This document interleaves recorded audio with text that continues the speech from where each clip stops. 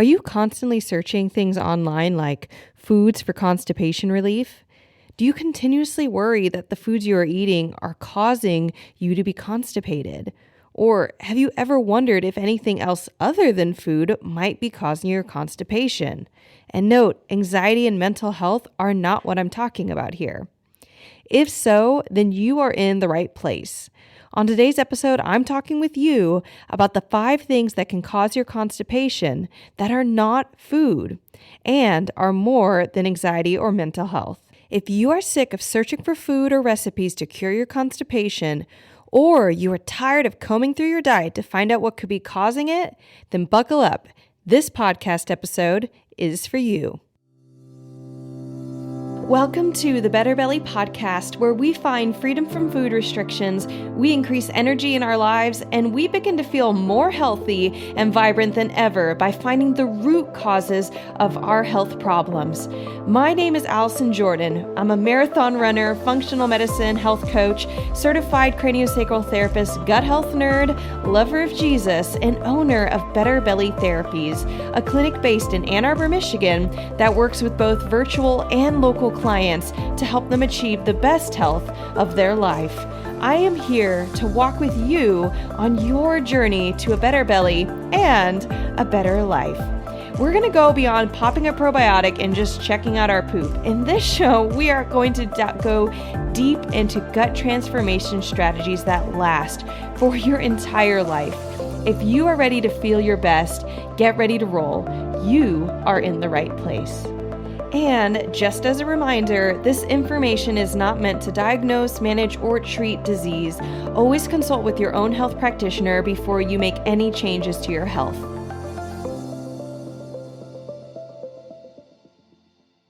Before we jump into today's episode, I just want to remind you that today is the last day to win a $50 Amazon gift card. How can you do that? Can you do me a favor? Jump and click the link in our podcast show notes or head to betterbellytherapies.com/poll and complete a short 5-minute poll that I am taking to help better serve you in 2023. If you complete this poll, then you will be automatically entered to win a $50 Amazon gift card. And on top of that, you can help me serve you better. So help me help you, and go and complete that poll at betterbellytherapies.com/poll or by clicking the link in the show notes.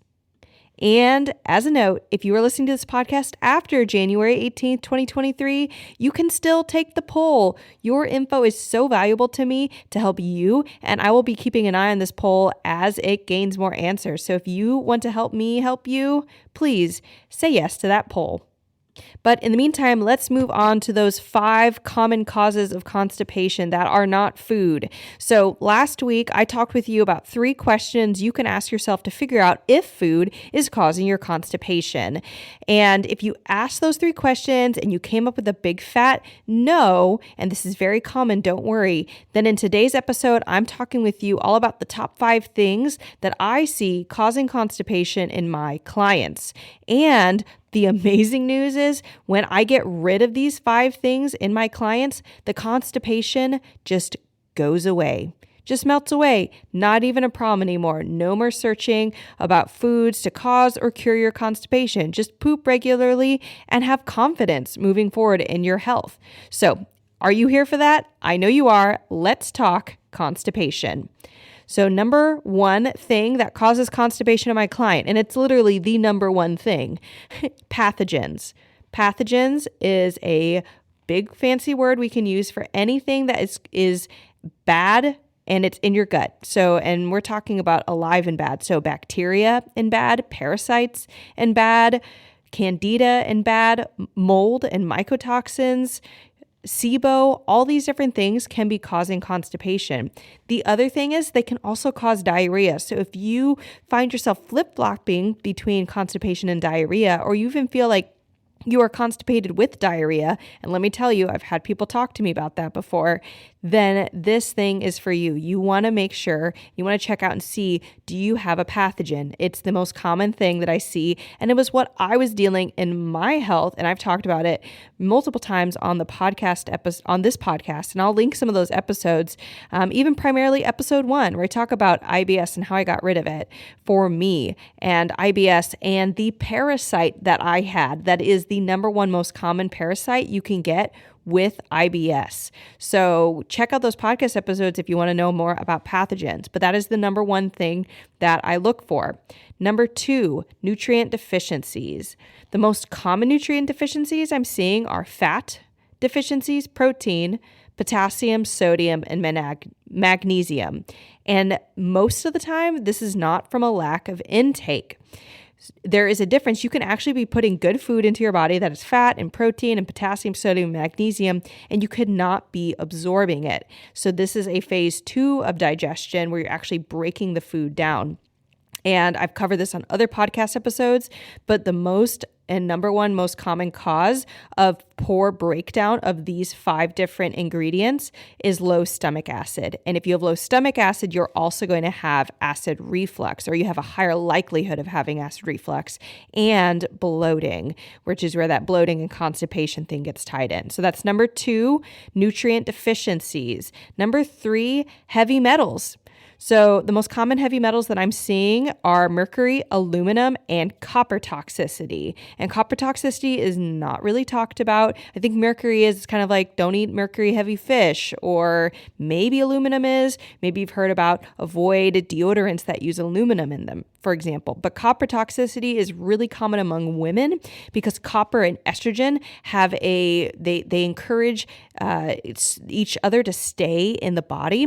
And if you've ever been on anything like the pill or a copper IUD or a hormone IUD, any type of birth control that has copper or a hormone, even a synthetic hormone involved, you have an increased likelihood of copper toxicity, on top of the fact that there's copper in our water pipes and in our drinking water often. If you've lived in a home that's between 50 and 100 years of age, you have increased likelihood of copper toxicity. And this is a real thing that I find in my clients. So copper creates all sorts of problems for estrogen and for the liver, and eventually you're just not pooping. The body freezes up with these toxins. So that's number 3, heavy metals. Number 4, chemical toxins. So the first one was heavy metals, metal toxins. The next one's chemical toxins, and these are going to be things like parabens and phthalates, chemicals that we find in plastics or in candles that are scented, in perfumes and colognes. Why chemical toxins? Because they burden the liver. And the liver is a key component in us pooping well, pretty much. So the liver has multiple roles in us pooping well, but 2 that stick out to me and that I would highlight are, number 1, creation of bile to help you digest. This gets back to the idea of being able to break down your food so that you can absorb nutrients, but also so that your microbiome, by the time that food hits your actual bacteria in your gut, it's ready to be digested. It's pre-digested. And if your liver is burdened and congested with toxins, then it can't create bile efficiently and effectively. This is also going to predispose you to gallbladder problems. So I see this very commonly. Maybe about half the women I work with either have gallbladder problems or have had a gallbladder removed because of problems with it. So chemical toxins, burdening of the liver. And then secondly, bile also is an antimicrobial. And so that helps you fight against pathogens and make your gut a non-homey place for pathogens. So if you have a burdened liver because of things like chemical toxins and heavy metals, then you're also going to be a very good host or a better home for pathogens. It's going to increase the likelihood that you now have a pathogen that is going to keep you constipated and even more constipated than you were before. And the last one, which just encompasses some of what I already mentioned, is specifically liver congestion. So toxins that we just mentioned get into the liver. They don't get out of the liver because the liver has too much of it. It's too overwhelming for the liver. The liver is now clogged up with all these toxins. This reduces the liver's ability to detox, create bile, do all of its functions. Food does not break down as well. Bile is not acting as an antimicrobial, and bam, pathogens grow. Food is not digested and you're constipated no matter what food you eat. If you feel like you're fighting this battle of you aren't constipated or are constipated and you can't figure out what food it's connected to, it's not connected to food. And you want to be looking at one of these 5 things. So if you listen to these 5 things and you say, what's a girl to do? How do I know? Is it pathogens? Is it nutrient deficiency? Is it heavy metals, chemical toxins, liver congestion? Is it all of the above? Is it 3 of them, 4 of them, 2 of them? What's a girl to do? Number 1, you want to test. This is something I'm going to cover in the next episode. Guys, don't worry. If you're like, what test? Tell me now. I will tell you next week or in next episode. So go check out episode 127 when it comes out or if it's already out. I'm going to talk with you about the 4 functional lab tests that I recommend to test these 5 different causes of your constipation. Number 2, after you test, you want to treat using natural methods. You don't have to go into any crazy pharmaceutical route. There are natural ways that you can get rid of these things. So you want to treat. And then number 3, you just go on living. Once you've tested, you found your source of your problem. And number 2, you've treated with things other than food. There's way more out there to constipation and the causes and curing constipation than just food. Once you've dealt with all that, you can go on living. You actually don't have to keep monitoring your constipation and wondering if you can leave the house and wondering if it was the food you ate that caused your problem. You can just have a free life where you're not chronically searching on Google for recipes to cure your constipation. If you don't believe me, check out the 2 episodes that I have linked in the show notes of testimonials from 2 of my clients who struggled with constipation when they came to see me, and now they don't. And they don't have to do a ton to keep themselves non-constipated. That is possible for you. I do want to make one note here on something I said at the very beginning of this episode, at the opening, though, that we were not going to dig into, or I was not going to talk about mental health or anxiety as a cause of constipation. There is a gut-mind connection, gut-brain connection, and there's a trauma and constipation connection, but it honestly deserves its own podcast episode because I have people come in all the time who think that it's their anxiety causing their constipation and it's their constipation causing their anxiety, and they feel so much better after working with me.